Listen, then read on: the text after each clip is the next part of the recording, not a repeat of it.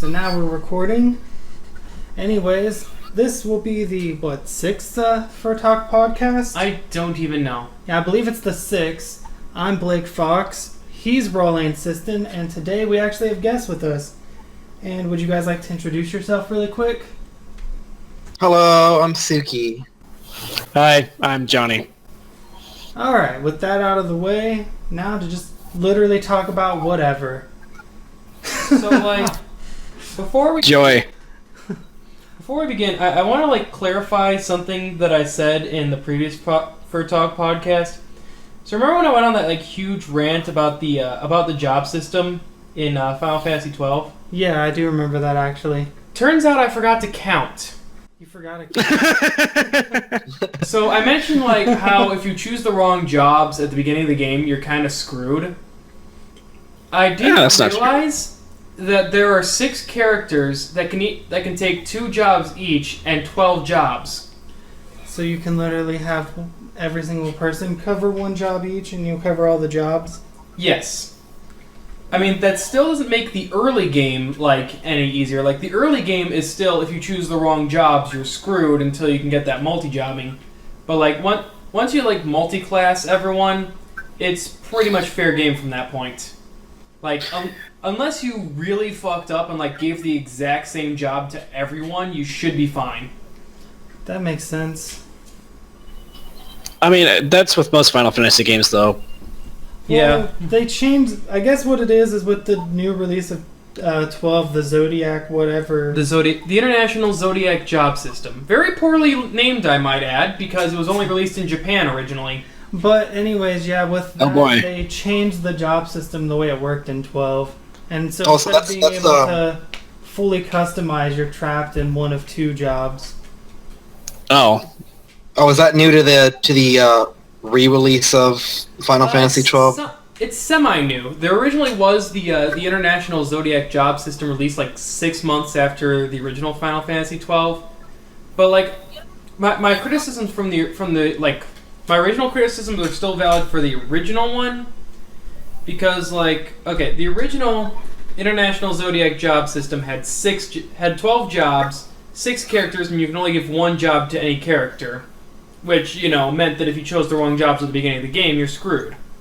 Here you get to choose a second job for each character once you reach a certain point in the plot, and that makes it less you choose the wrong jobs, you're screwed. Huzzah, plot rewards. Woo. But that also means that until you reach that certain plot point, if you chose poorly for jobs for everyone, you're still screwed. Which meant I still had to restart. Well, it's not that you're screwed, but it can make the early game drastically harder than it really needs to be. Of the job systems they used in 10 and 10.2, I actually liked both versions of their systems. I did not care for the job system from 10 and 10.2.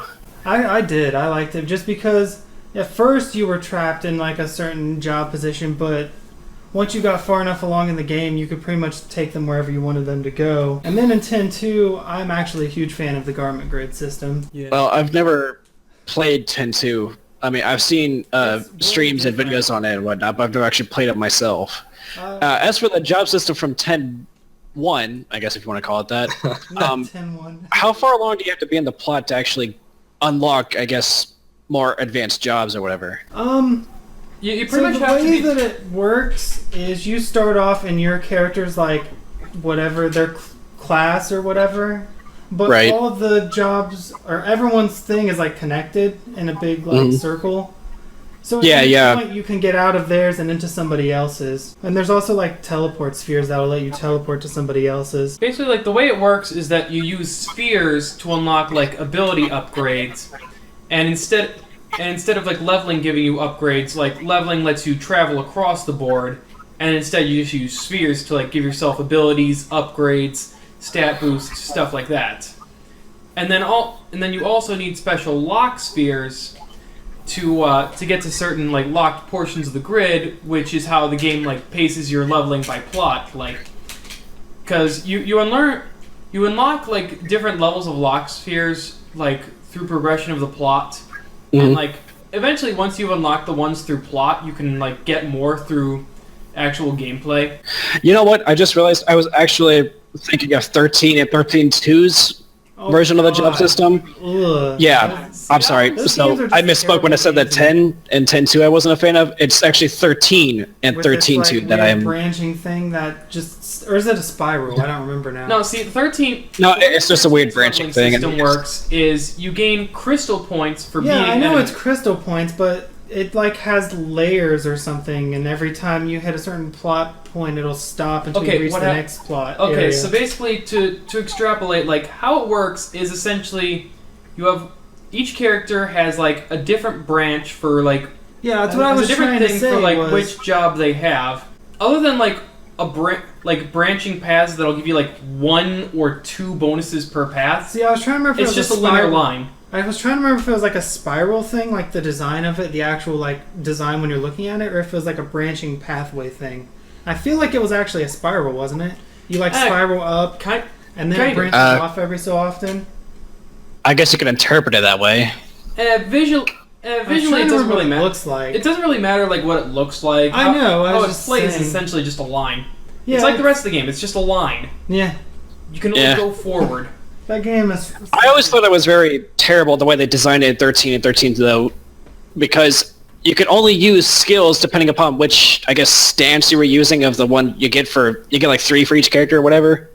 Yeah, And Paradigm system. if you put points into the wrong, I don't know, is that their jobs? Is that what that is? the paradigm shifts or whatever when they switch. Yeah, that crap. Well, see, I actually do agree with like the paradigm system, like being able to switch job. Like, Yeah, it's like the only way this. to keep that gameplay interesting and like flowing. Like, it's the only thing that gives the game challenge. Otherwise, you're just mashing X and hoping for the best. You don't even have to mash X. It literally auto X's for you as well as everything else. No, actually, it doesn't. Like you Yeah, have it to- does. If you don't press any buttons, that little bar will automatically set to whatever the default move is, and just keep doing that over and over. But you still So have to hit the auto move button to do that. Like, Well, what I'm saying is you don't have to mash the button. It'll literally even press the X button for you. it doesn't though. It doesn't. I'm pretty sure it does. I'm pretty sure you can literally let go of the controller and walk away, and they won't stop doing stuff. Your team. I don't think it's ever done that when I've but played your it. character like won't act until you hit the auto action button. Lightning herself, if you're playing as her, or the whatever main character you have control of at the time, will not do anything other than a default attack, but you still have to press the auto button to enter into that stance or mode or whatever. Okay, so Yeah. you're saying you have to press the one button to enter into auto fight mode, but then from there you don't have to do anything. Until much. like you actually take an action, and then you have to hit the auto fight button again after Well, every what I action. meant was, what I was saying was you don't even have to mash X. Like, you know how whenever you get over leveled in a Final Fantasy game, you can literally just mash X on the attack button? This game, you don't even have to do that. You just let her auto fight, and it's done. The only thing you really have to do is occasionally press the bumpers to switch to, like, healing, and then switch back. Like, that's pretty much the gameplay, is that you occasionally switch jobs. Yes, and that's like the I'll tell you what. Final Fantasy 15 kind of felt like mashing buttons sometimes. Well, no, that was more holding circle. I mean, you I can actu- mash circle if you Or holding if you circle feel or whatever, controlling yeah. your controller, but holding circle will just do the same thing. I had a lot of fun with 15, though. Yeah. Even though Well, see, the thing it's is- like a similar style of gameplay where it kind of doesn't involve too much, the way they implemented it just felt way better than with 13. That's Yeah, because I like that It felt game. boring. FF15 they actually built as more of a action-based RPG as opposed to a class-based system. Besides, there's also like the DLCs for 15, which like Episode Gladiolus is still like the best part of the game, I'd say. It plays more like a combo based like it plays kind of like the action RPG, but like instead of the RPG elements, you more have this parry system. And I know I contradicted myself like 3 times in that whole sentence, but Well, you said Just a little bit. I think, but still. But yeah, Episode Prompto, not a huge fan. Like, it tries to play like a third-person shooter, but kind of can't with the gameplay limitations. And then the final boss is just a turret segment. You just sit there, you hold fire, you keep the reticle pointed at its mouth, and you win. And it's not hard to keep the reticle pointed on its mouth, seeing as it takes up like 3/5 of the screen. Joy. I did enjoy Final Fantasy 15, but by the time I got to the end game where you're I was basically way over leveled, and the final bosses were just entirely too easy. I was kind of wishing I could make them harder, yet a harder difficulty. Yeah, I got so lost in the overworld before you head to the last half of the game that by the time I went there, I was level 70, and I was just tearing through everybody. Pretty much. That's how it was for me. Well, I beat the game at level 1. He did in fact beat. Wow, seriously? Whoa. Yeah. There was an item released for one of the Christmas DLC, one of the free Christmas DLCs, that gives you this ring that prevents your experience from being tallied up at bonfires and camps and stuff. So I think I know what you're talking about. So if you just wear that ring, you can go through the entire game at level 1, and I beat the main quest line at level 1 and I totally forgot about that. And got almost all the King's Arms. There was only one King's Arm I couldn't get at level 1. Was it more gratifying beating the bosses that way? Kind of. Though I'll admit, I did kind of cheat with Ifrit and gave myself Midgard Sormir stakes beforehand, which gives you the Equalizer perk, which basically scales your damage to the difference between your level and the enemy's level. Oh, well. See, no, I'm not entirely surprised that you beat it at level 1 then.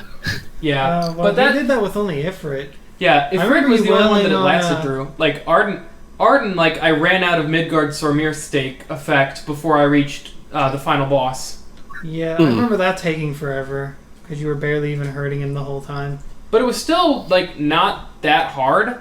Anytime he hit me, all I had to do was either pop an elixir, or if he really hit me hard, just pop a phoenix down. Did you kill the mountain mountain turtle at level 1 too? No, I haven't even killed it at level 3. Oh my god. I fought that thing, and it took me 4 hours to kill it.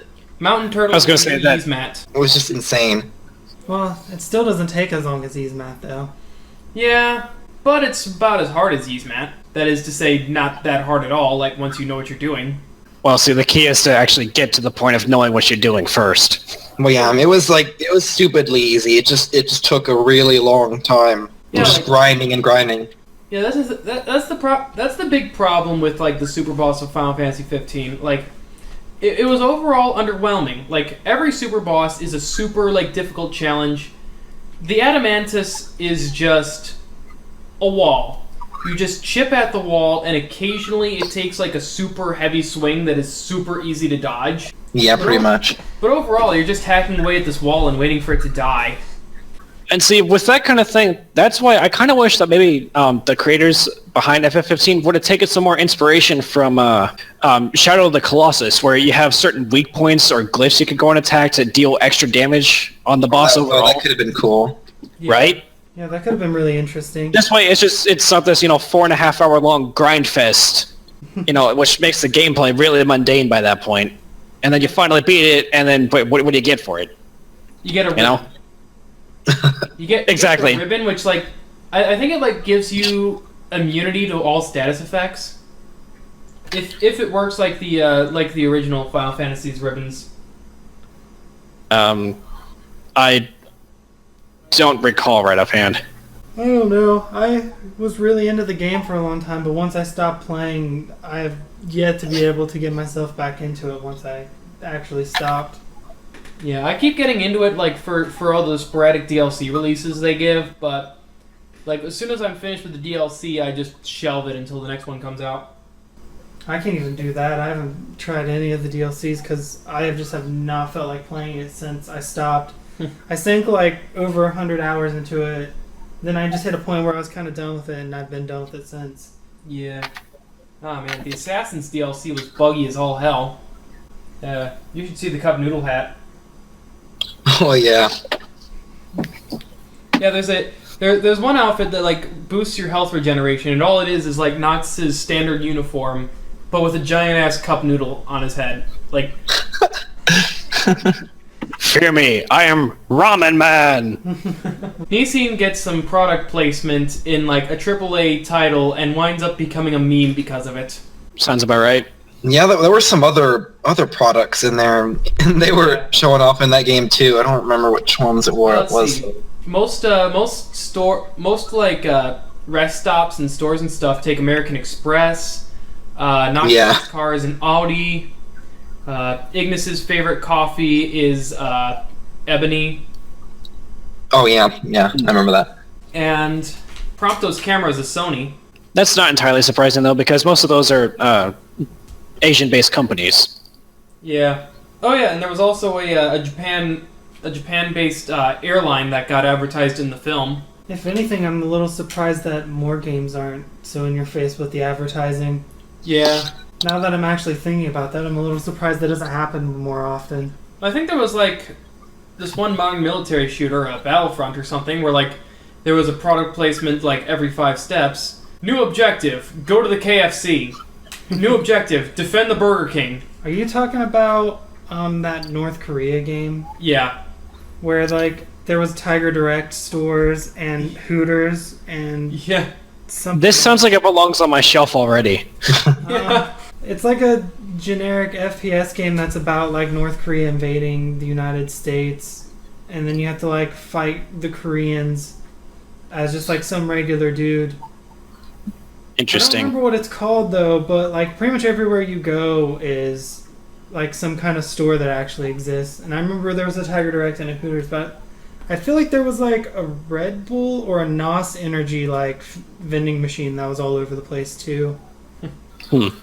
The only other thing I remember about this game was, and I'm not quite certain on this because I only barely saw the scene, but apparently there's this scene where you guys are using white phosphorus on the enemy and just launching them off it's nobody's business. Then the enemy commandeers the white phosphorus, starts launching it on their soldiers, and suddenly the game's oh no, this is horrible! How could they be using white phosphorus on your soldiers? I mean, propaganda perspective. Yeah.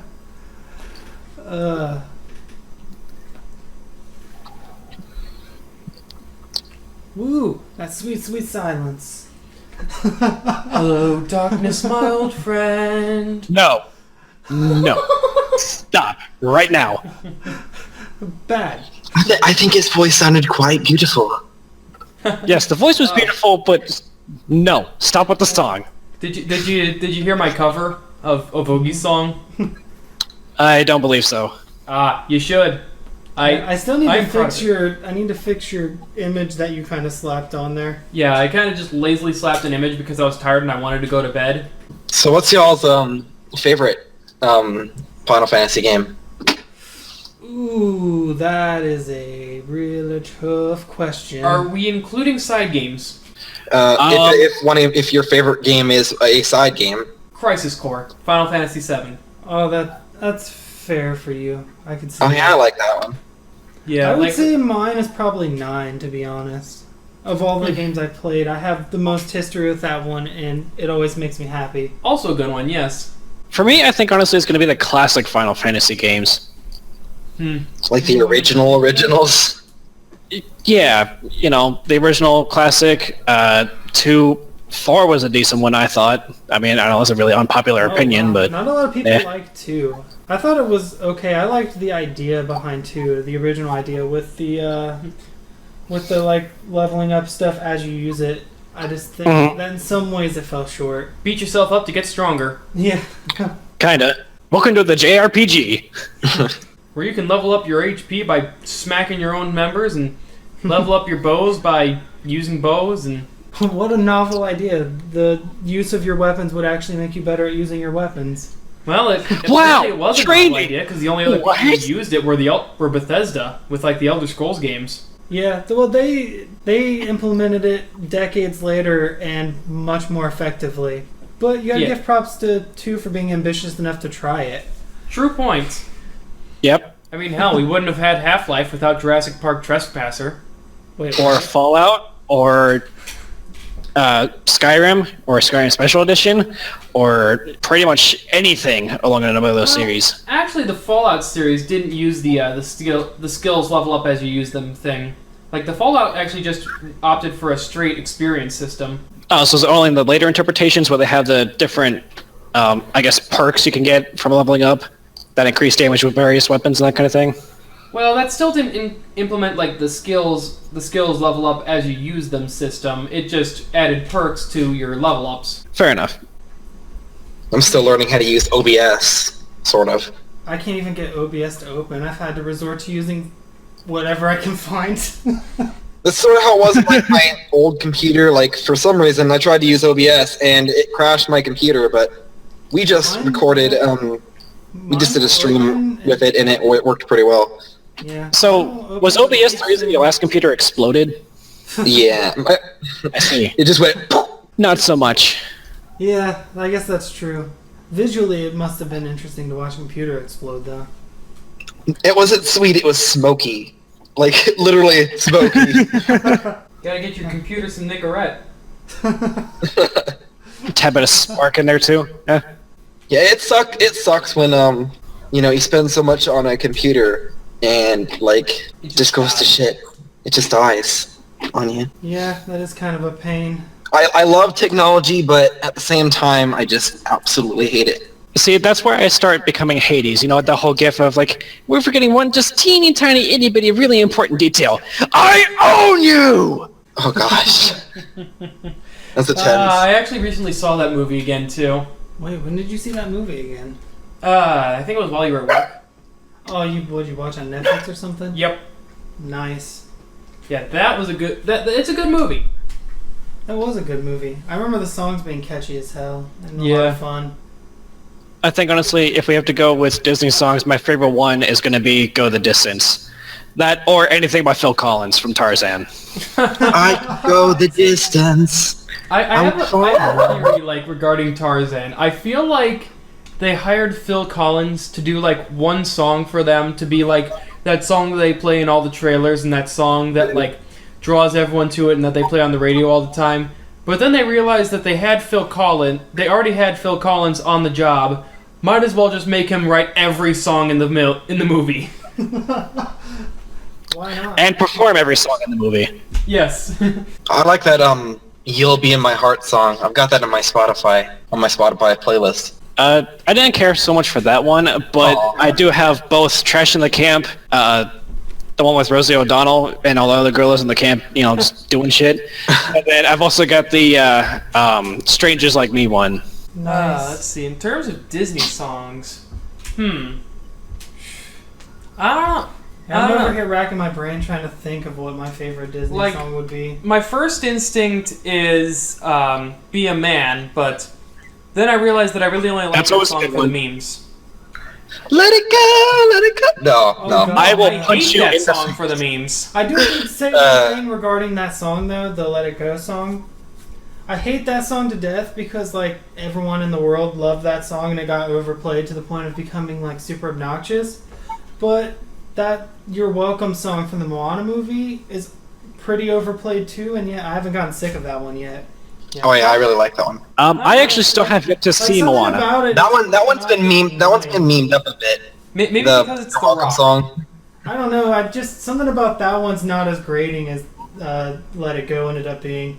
Like, it hasn't gotten on my nerves that everyone loves that song the same way Let It Go did. Well, you also have to understand. I have Dwayne "The Rock" Johnson singing "You're Welcome" as opposed to Kirsten Bell singing "Let It Go." Well, see. I think the version of Let It Go that got really popular was the one done by Idina Menzel, who is actually a legit Broadway singer. Very nice. I think a lot of the problem is that You're Welcome's not too hard of a song. Like, you can't botch it up too badly as long as you have any basic level of ability to sing. Whereas with Let It Go, if you can't actually sing, you can't sing that song.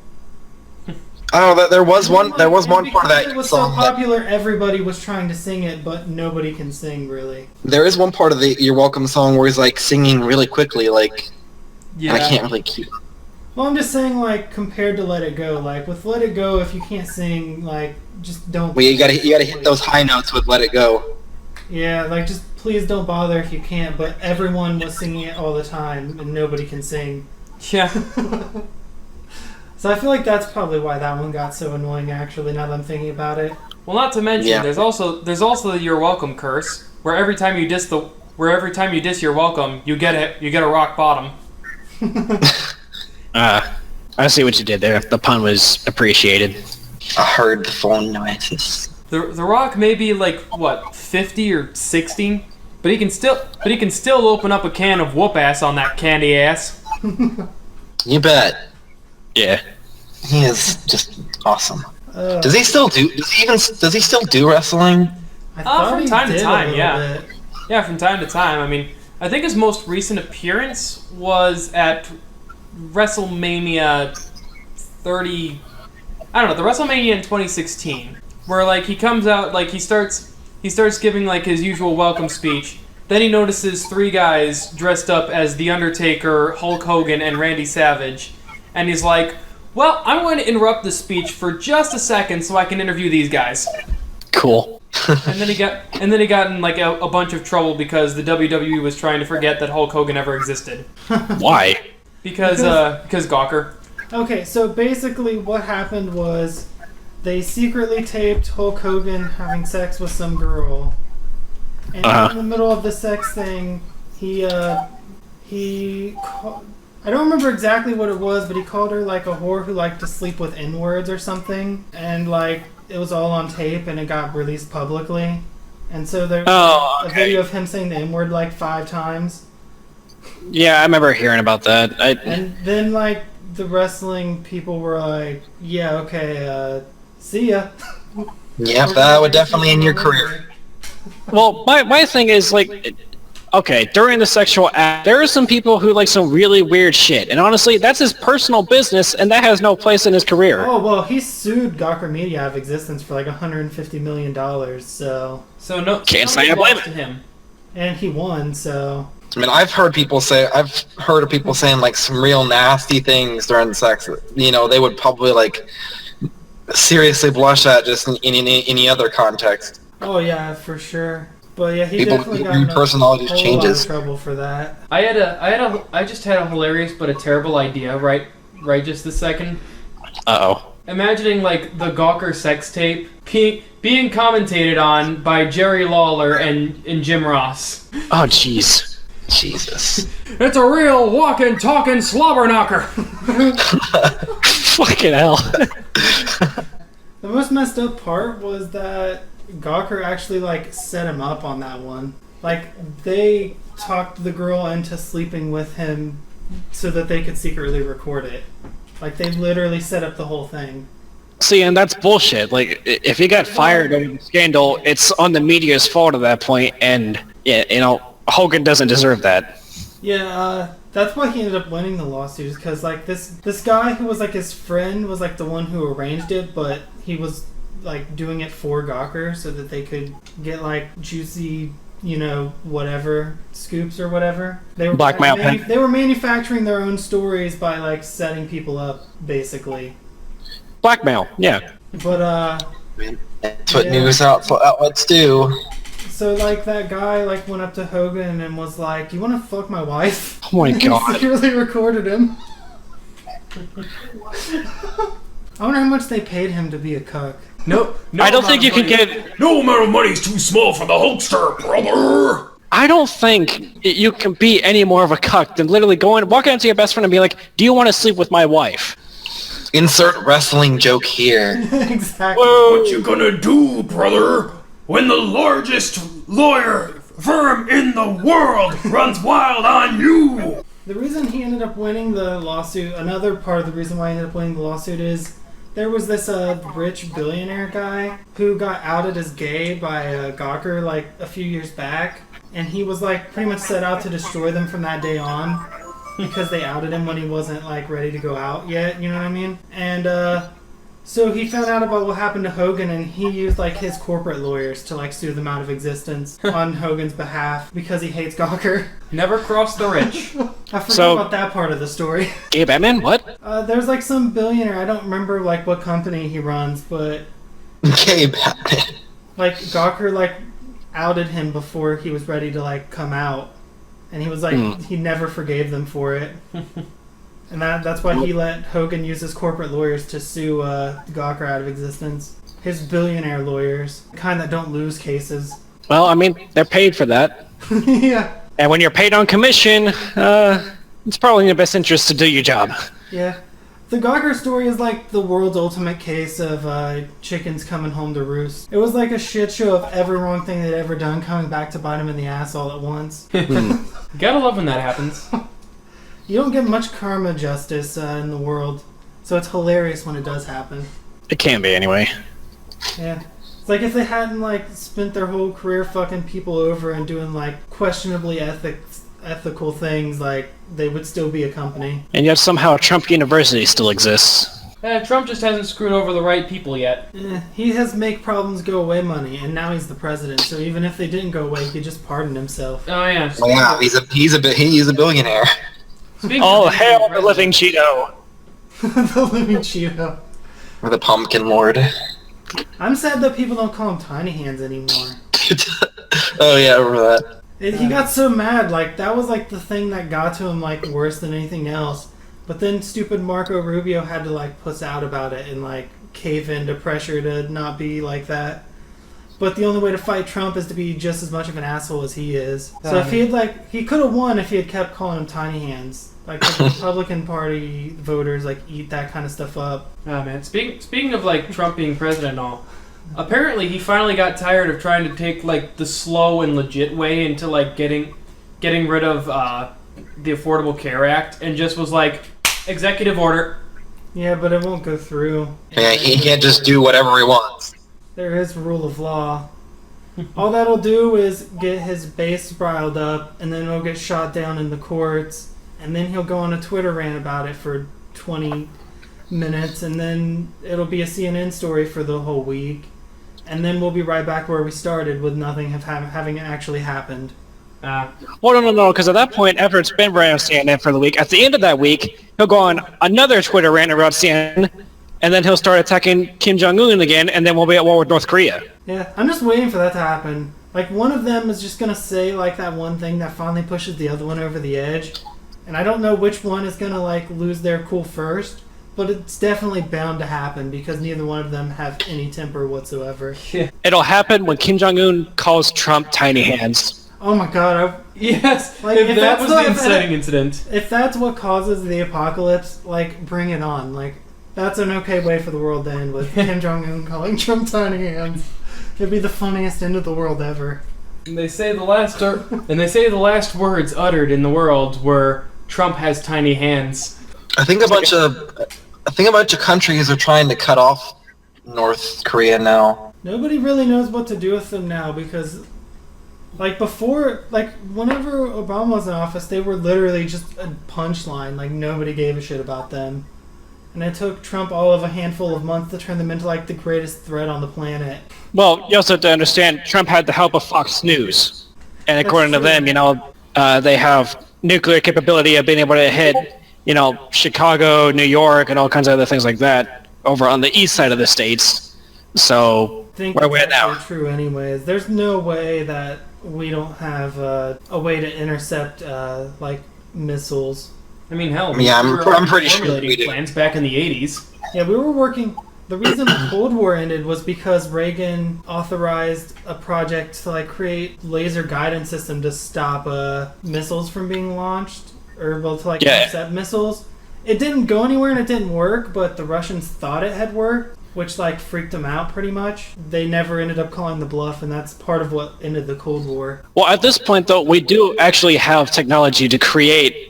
I'm sure, surface-to-air anti-missile.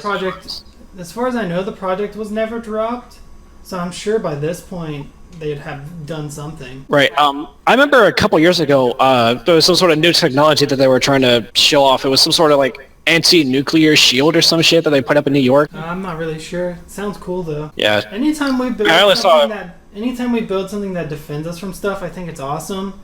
But then it's always paired with them being like, oh, hey, we also invented this thing that can blow up things even worse than before. Yeah. And it's like, oh, right. Well, we didn't really need that. So does that mean that the defense is in case we fuck ourselves up? Or, what's the point here then? Great news! We've just built bunkers that we can dig 100 feet underground and hide from nuclear radiation.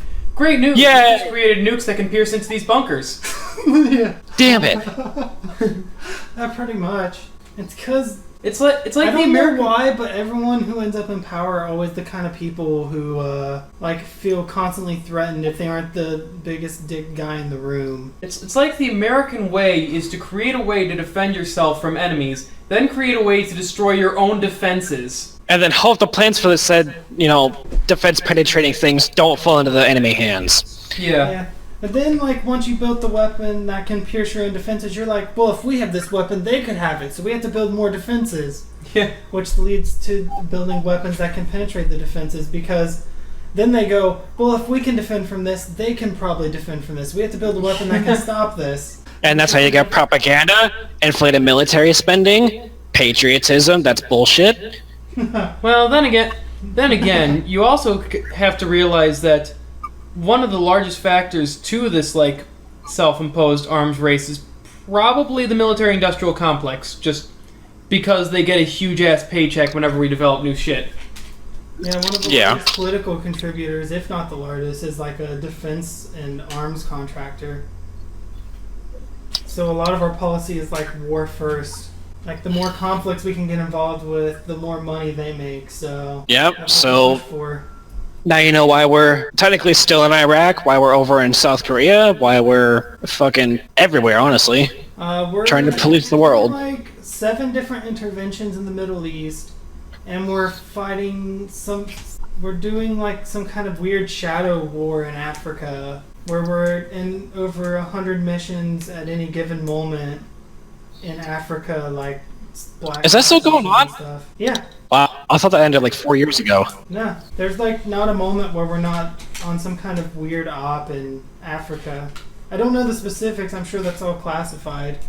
I don't even really know how they found out we were even doing the mission to begin with. Well, I just remember there was a big old propaganda race about the whole Joseph Kony thing, the guy who was using child soldiers or whatever, and there was like a whole 2-year campaign to fund militarism, to actually, Marines to actually go down there and take them out and all that kind of stuff. I'm not entirely sure what happened with all that, it just kind of disappeared. I couldn't tell you. We'd probably be shocked at half the stuff that we don't know about that we're doing, that we just don't even know we're doing. I don't know, maybe like America struck a deal with that guy and they're like, hey, we'll just like continue to like perform ops in here and not really actually accomplish anything. You just keep doing your thing and keep giving us a reason to keep coming out here and getting our paycheck. Don't worry, we're still looking for you. Yeah, I would not be surprised if that's actually the case. Is freaking Julian Assange still stuck in that stupid embassy? Yeah, he can't leave. Oh my god. After the DNC email leaks, they were having like legitimate talks about like trying to get him out of there and like kill him and stuff. Wow, that's intense. Yeah, for a little while. I guess they decided not to do it though. So wait, the DNC email like leaked to a guy in a foreign embassy in the U.S., right? And then no, he's in what country is he in?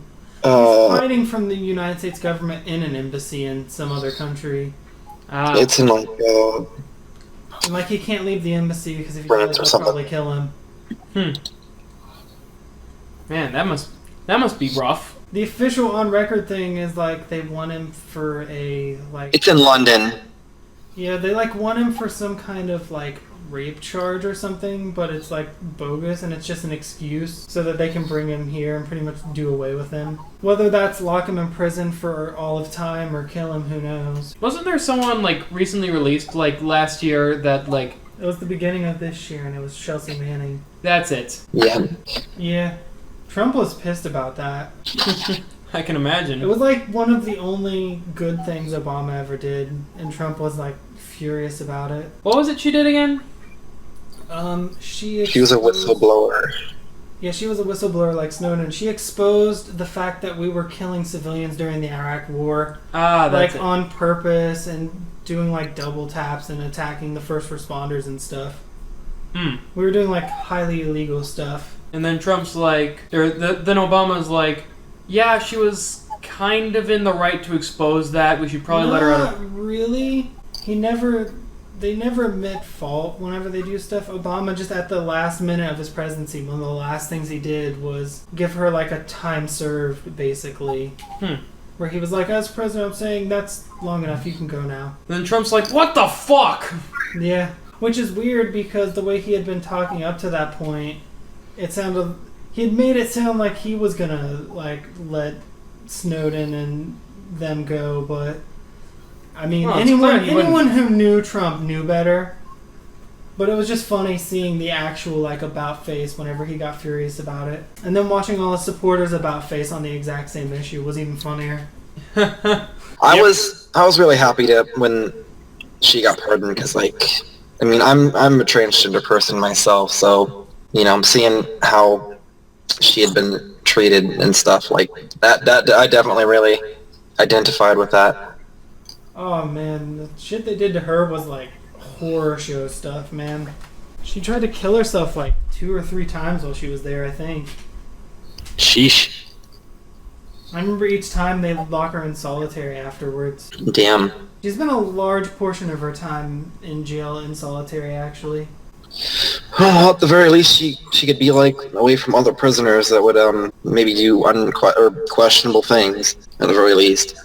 Yeah, it's true. Well, in all cases, she's free now, so. Which is awesome. So I heard you guys like card games. Mizu likes card games. Yeah, I kind of like card games. Blake likes laughing at card games. No, see, I'm fine with the card games themselves. The only one that I'm not super big on was Vanguard, but that's because it's way too simple for me. Like, Yu-Gi-Oh's fine, because like at least there's like rules to it and there's a level of strategy.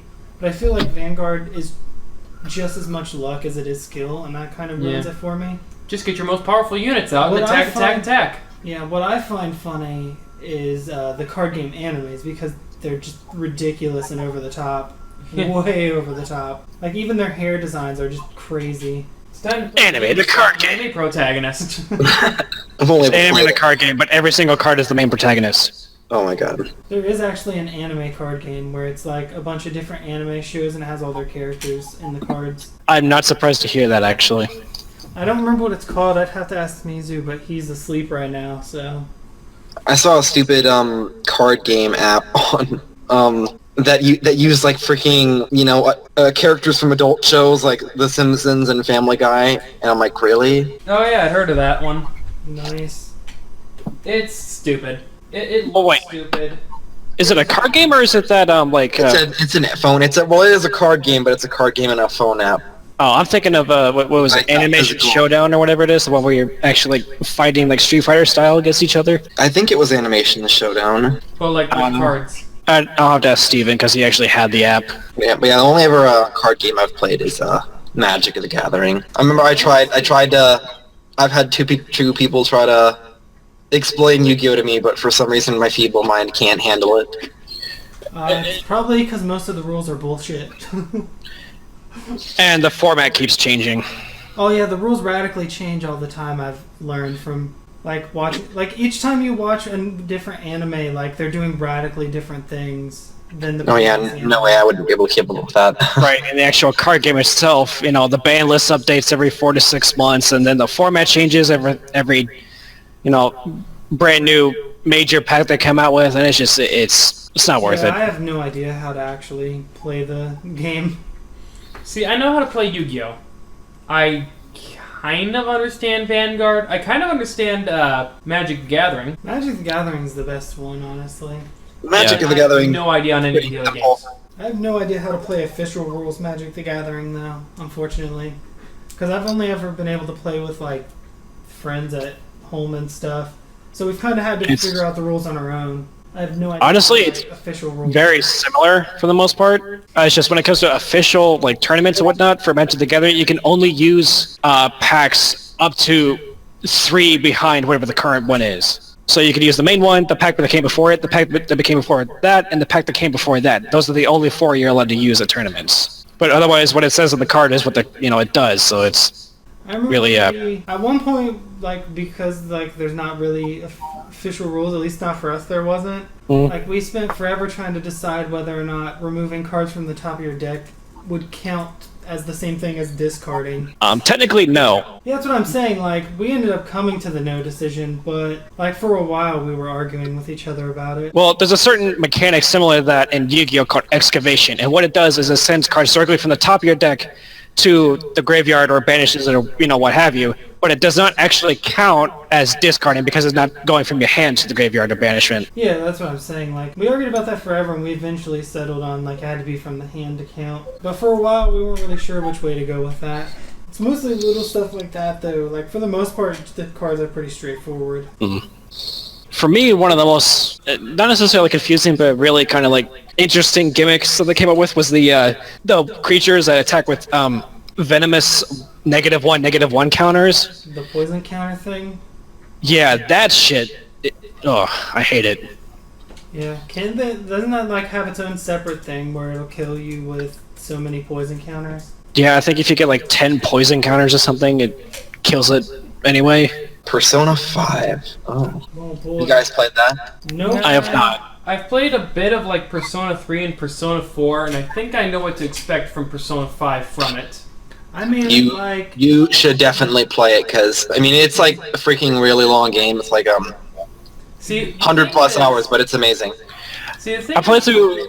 The thing I'm go worried ahead. about with like Persona 5 though is that I'll get through like the first hour of not having any gameplay whatsoever, and then I'll get to the first dungeon, and then I'll rage quit because I suck at games. See, my problem is I played Persona 3, got halfway through it, and then I got sick of everyone I knew making fun of me for even playing the game and ended up stopping.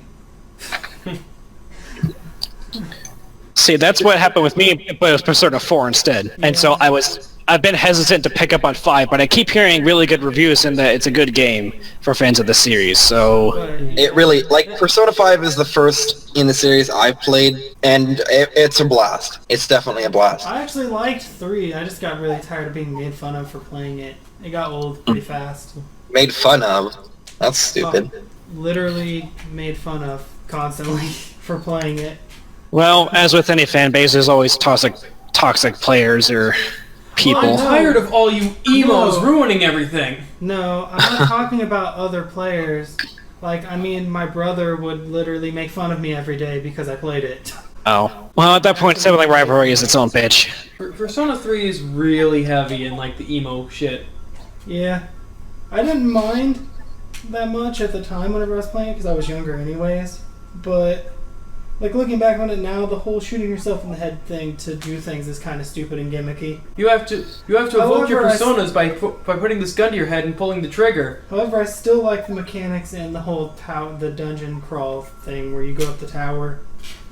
It's totally not symbolic or anything. It just, like, creates enough stress for you to call your persona. Yeah. Like, that's actually the official explanation, too, is that, like, the reason you have, like, a prop gun that you put to your head and pull the trigger is because it causes enough stress for you to pull out your persona. That's stupid. Do they have do they wear masks in the third one? No, the masks. Masks are the gimmick in 5. Yeah, doesn't each one have a different gimmick for the game? Yeah, Persona 3 had guns, Persona 4 had TVs, and Persona 5 has masks. Yeah. And then Persona 2 had Hitler. Wait, what? Yep. Oh, joy. Adolf Hitler was the final boss of Persona 2. That's amazing. Are you serious? I am absolutely serious. Though, apparently, like, that was too edgy, and, like, in Persona 2 re-releases, they just... They removed his mustache, gave him sunglasses, and renamed him Führer. Oh, come on. I mean, that's almost as awesome as the Mecha Hitler from Doom 2.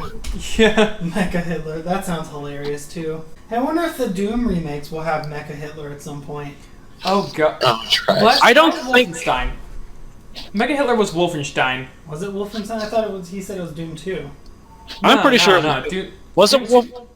See, Doom is all demons. Wolfenstein is you fighting Nazis. No, Well, yeah. I think you're right. Yeah, it would make more sense for it to be Wolfenstein. I guess that does make sense, game, yeah. So Mecha Hitler is still a possibility, although I doubt Wolfenstein will do it. Provided the executives don't screw them over and say, no Hitler. Now, see, I don't think there will be a Mecha Hitler because they're at the point right now where they won't even actually put a Nazi swastika on the Nazis in their Nazi game. Why? Because people got offended about it and threw a fit, and now they won't even do that. It's offensive to put swastikas on your Nazis. I never thought I would hear that sentence.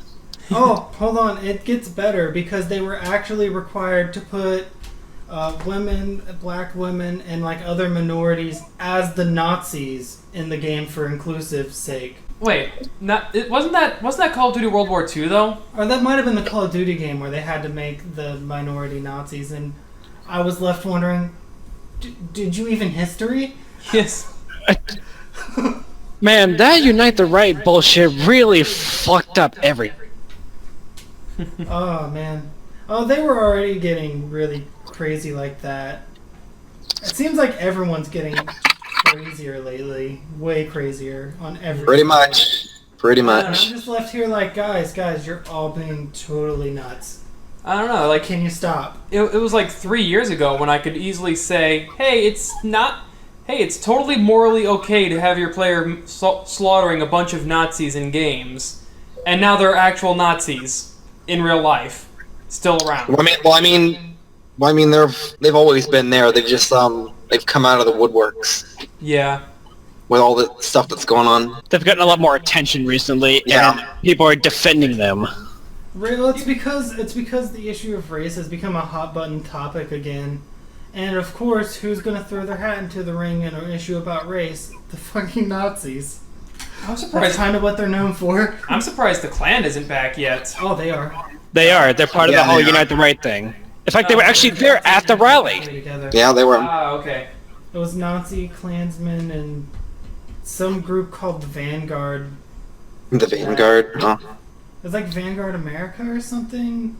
Oh, yeah, I know what you're talking about. I don't remember, but they're also some kind of white supremacist group or something. The guy who ran over all the people at the Charleston thing was like Yeah. their group. I'm gonna be right back. I gotta let my dog out. Alright, cool. Alright, Well, Puppy dogs. Avoid going political before it's too late now. Yeah, we've Not been that I care anyways. we've been political for like the past 50 minutes. Speaking of which, Well, I haven't even actually given any of my political opinions, really. It's true. We've said enough though to where I'm pretty sure they can at least tell as much to know that we're not the biggest fans of the far right. I don't really like the far right or the far left. I kind of hate them both. Hey, wow, same as me. I'm kind of getting sick of both of them. Like I said earlier, they're both kind of getting crazy. The Antifa people are super annoying, and Yeah. the Nazis are. even worse. They throw rocks and tear bombs or whatever. Like crazy. What's funny is they don't realize that they're each feeding each other. That's the funniest part. Yeah. Like, every time one of them gets crazier, it just makes the other one get crazier to compensate. And then they just keep getting crazier and crazier, and it just gets worse and worse. But they each have this like idea in their head that if they just get a little bit crazier, they'll win. Even though that's only served to escalate things further every step of the way. Yeah, what Antifa doesn't really seem to realize is that, their policy of calling everyone on the right a Nazi, whether they are or not, is kind of what has brought out the actual Nazis in the first place. It's a lot easier for them, that's for sure. They don't understand that when you throw around a word 800,000,060 times on literally everything you don't like, that word loses meaning to people and they stop caring when they hear it. you're a Nazi. No, you're a Nazi. No, I'm a Nazi. Go ahead, CNN. Take that out of context. They're I remember bad too, actually, the news media, because they play it up for the drama and the ratings, and so Yeah. they'll intentionally like frame things to just get people riled up, because angry people will be more likely to view their stuff, I guess. So that they can get angrier. See, angry people tend to like to get angrier for some reason. They That's want true. That is weird, but true. angry people seem to like actively seek out more things to make them even more angry. It's funny, I've never thought of that, but that's so true. Well, the media has a well, I lost my train of thought there. They have a bunch of different incentives for being like that.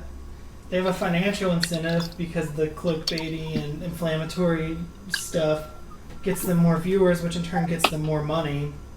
Mm-hmm. But then they're also funded by a lot of the same people who fund the politicians who, all in all, really run things.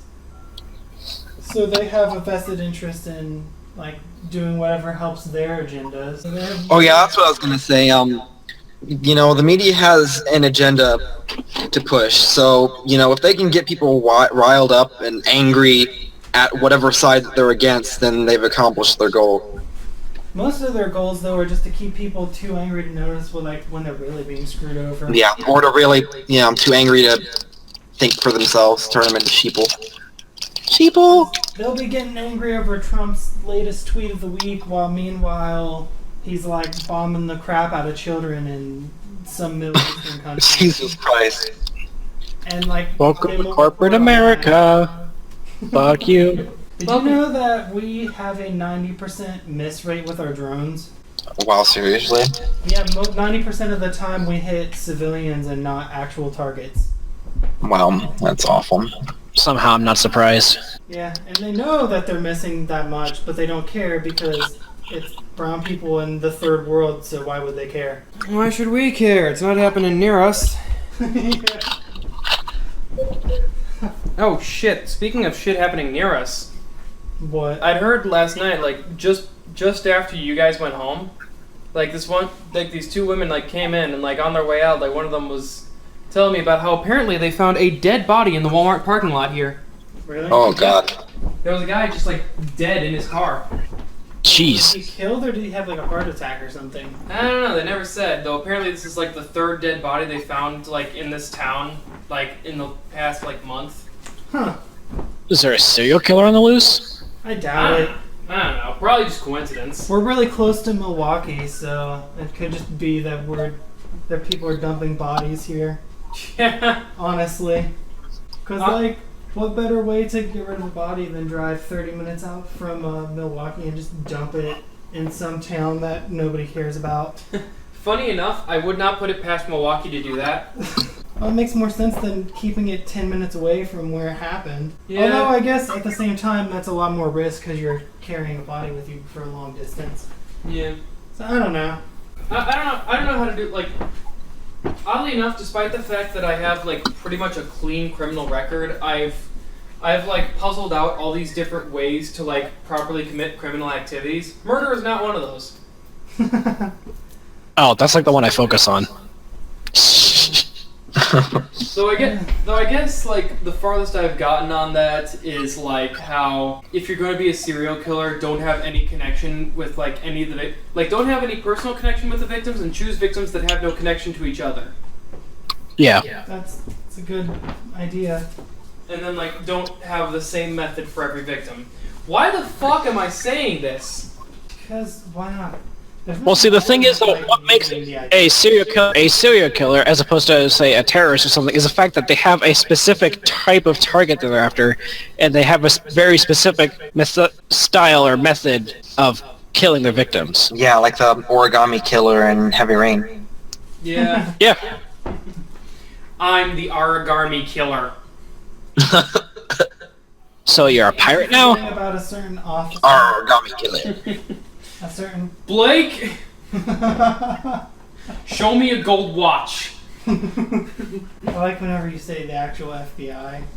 Yeah. In that accent. Agent Nolan Jaden, FBI.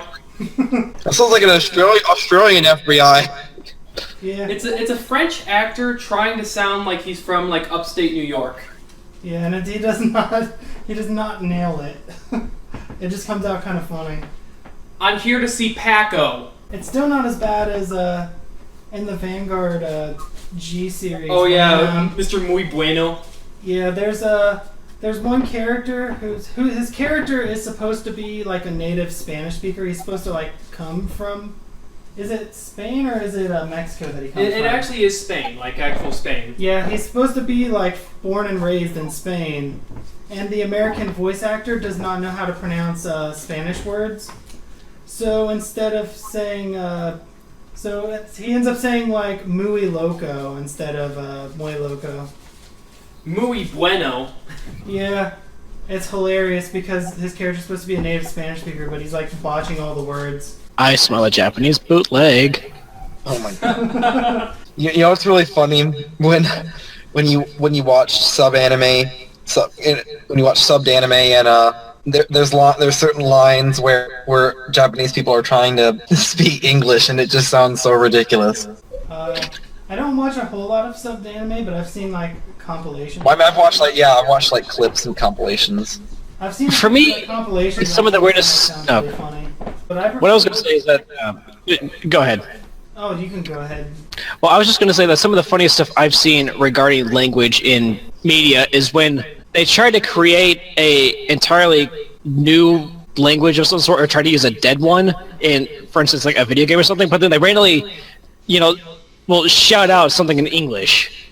Oh yeah, like in Star Fox Adventures. Exactly. Starfax temperatures. Hey, soga bada by Gezedem at a Keo Krozo Palace. Oh my god. We got Knuckle General Scares. I like, speaking of that same thing, I like, whenever they're speaking just pretty much any language, and then they randomly throw in a word from a different language, and it's like jarring and obvious that they're doing it. Like, in Japanese animes, it's usually like it'll be someone has like an American name, but like the whole thing will be Japanese, like in Japanese. But then they'll have to say the name as an English name, and it'll be really jarring. But yeah, I love whenever like they try to throw in one word from a different language. It's funny when Americans do it too, actually. Whenever we say a bunch of stuff in English and then we throw in like a random Spanish word or something to sound cool, but it usually just sounds stupid. I know what that's like, senor. What was that? What was that one name that Brad Pitt's character used in Inglourious Bastards? Like there was this one scene in Inglourious Bastards where like Brad Pitt and like two other like fully American characters are trying to pose as Italians, despite the fact that they don't speak Italian.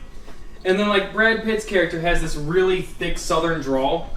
So like when he's asked like what his name is, he's like Alberto Bertoli. Oh, I'm sorry. What did you say your name was? Alberto Bertoli. How do I pronounce that last one? But Bertoli. But yeah, what I was gonna say before was that I usually just watch dubbed anime because I'm not the biggest fan of like subs. Mostly because I don't want to have to read when I'm trying to relax. Cause it's Plus, it splits your focus. You have to like look at the bottom of the screen while also trying to see what's happening on screen.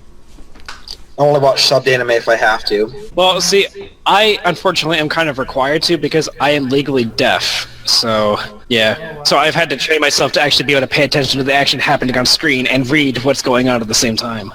I guess. You know what I really hate is like when certain animes like the freaking dub is like 25 to 50 episodes behind the subbed anime, and if you really don't want to watch the subbed anime, you have to wait forever for the dub to come out.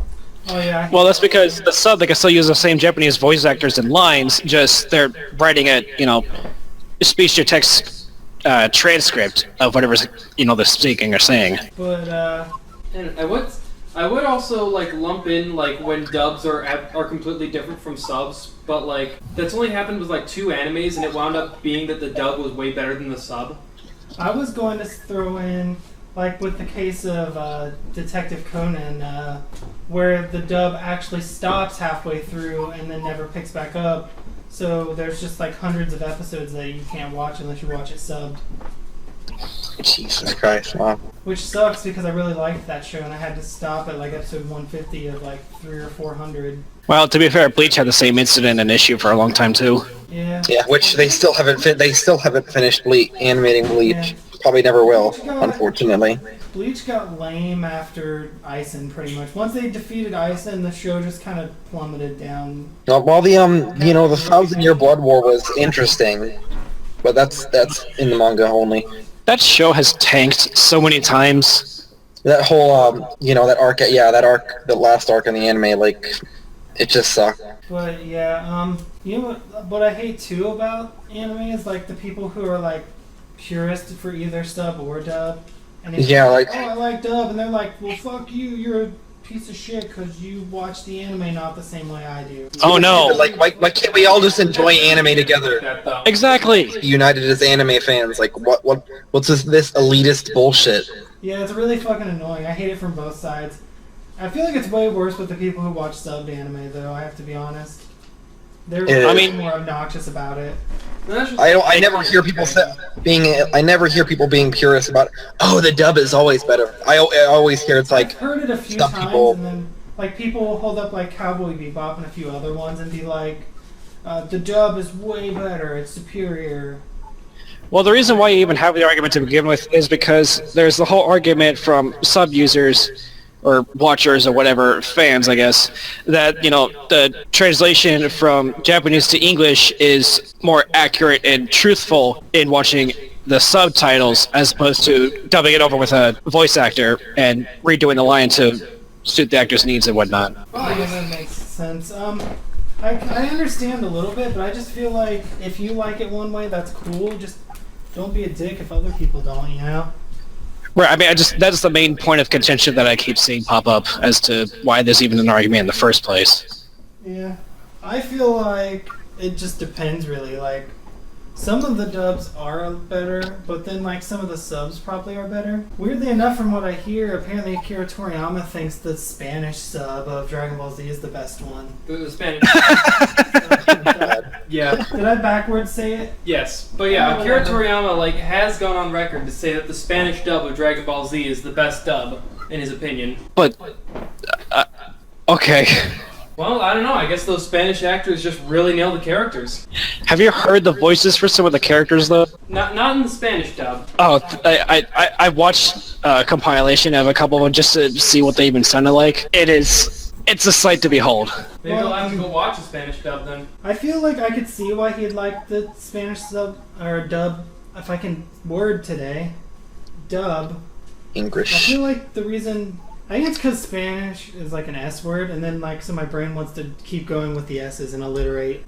But yeah, I think the reason the Spanish dub, like the reason he likes it more is probably because like I'm thinking about it in the Spanish language is like faster. It's like a really fast language where you can like cram a lot of words in really quick and talk really fast, which makes it probably feel a lot more high energy, especially if they're saying something really excitedly. Oh yeah, that would work pretty well for Dragon Ball Z. That would make, I guess, a little bit of sense. Is that, you know, maybe the Spanish translation would sound a lot more closer to the original Japanese translation. So perhaps because it's more intuitive, that's why it sounds better. Yeah, Probably. that's what I imagine because that would make a lot of sense actually. Yeah. And it could be that the reason why Toriyama prefers the Spanish dub is because, well, humans are intrinsically attracted or enjoy things that they're familiar with. So the fact that the Spanish dub is similar on a linguistic level to the Japanese original makes a lot of sense as to why he would enjoy it. Yeah, I guess. But that's all just science and all that, you know. Hey, science is awesome. So.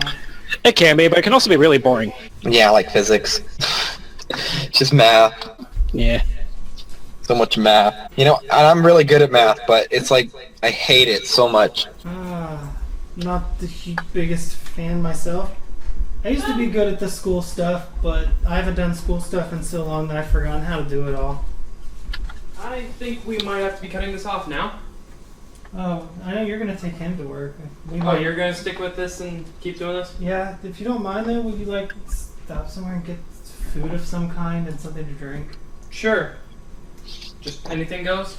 Yeah, as far as food, anything goes. If you can like stop somewhere and get like a couple bottles or cans of something. Couple bottles or cans of something? Yes. Something more than a drink that'll last 10 minutes, basically. Alright. 1 plus 1. I think I can get you some Crystal Pepsi. Oh my god, Crystal Pepsi. I prefer something like soda because I'm still... I haven't actually tried that. Good point. Just get like the Kickstarts or something. That's what I usually get. He wants juice and... There you go. I'll get you some Kickstarts, I'll get you some, I guess I'll just run to McDonald's. Mind if I get some myself as well? If you can afford it, I think there's whatever. How much money is there is how much money is there. Gotcha. I'll try not to be too expensive if I get something. Okay. That's cool. I had one of those. I had one of those. I'll sleep the moment I get home. Probably not. I mean, if you want to get like a sandwich and some fries or something, go for it. Thank you for tuning in to Furtalk Podcast. This is part 1 of a 2-part podcast. Next week we'll be releasing the second half, so until then we will see you in the next video.